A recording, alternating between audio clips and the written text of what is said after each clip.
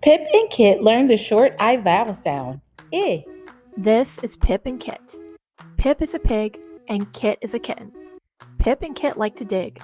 They dig in a big pit. They dig and dig. Then Kit yells, "Pip, look at this!" Pip sees a little lid in the dirt. Pip lifts the lid. Inside is a little pin.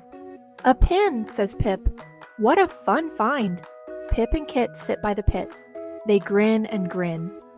"This was a big day," says Pip. Pip puts the pin in the tin. Then he puts the tin in a bin. Pip and Kit skip back home.